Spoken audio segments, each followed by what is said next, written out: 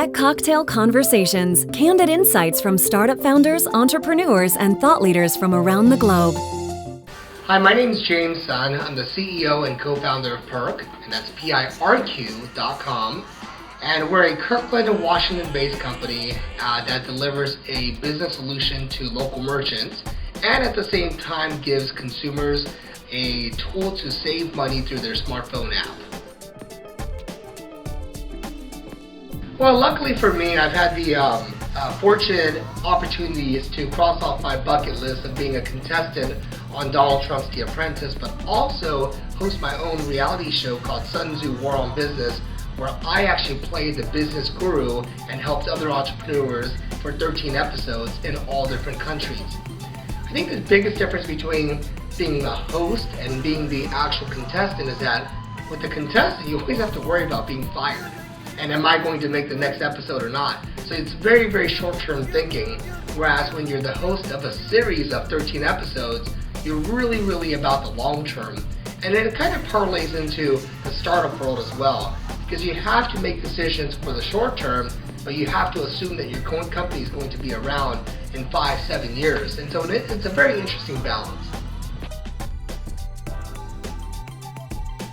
I think the biggest challenge associated with being an Asian American entrepreneur is getting the support from family members, because most Asian American parents especially want their kids to go to school, go to grad school, be a doctor, be a lawyer, be a dentist, whereas an entrepreneur, you take a very different path, and that path is not secure all the time.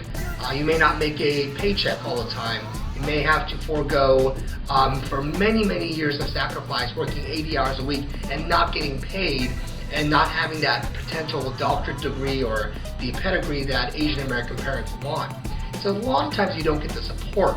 But I would tell you that the Asian Americans who actually go and try to become an entrepreneur are very successful because they've got the analytical background, they've got the understanding of culture, but also understanding of how to be opportunistic as an immigrant in this country.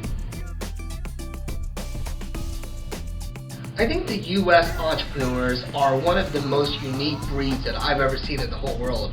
When I was doing my television show, Sun Tzu War on Business, I actually traveled and met with entrepreneurs from Mumbai, India, all the way to Shanghai, China, to Melbourne, Australia, to Singapore. And what I noticed is that the US entrepreneurs are truly inspirational. They are dreamers. They have huge goals for themselves and expectations. Whereas in other countries, I see entrepreneurs who are trying to survive, are trying to just make a small business a little bit bigger, whereas US entrepreneurs are trying to build $1 billion company. So I think that's the biggest difference that I've seen.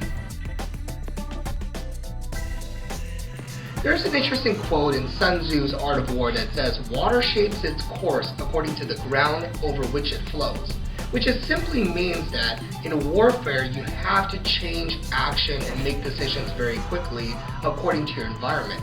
That's the very same thing for entrepreneurs and startup companies, is that you might think that your business model is going to be A, but it might switch. It probably will switch to a business model B. But you have to know when to do that, and you have to look at the market forces.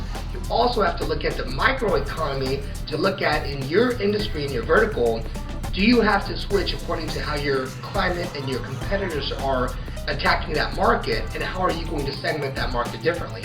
So I think there's so many different factors that you have to look at constantly, that the minute that you think your business model or your market or your product is going to last for 5 years, you're wrong. You're going to have to change course, action, and pivot all the time and be able to manage those changes.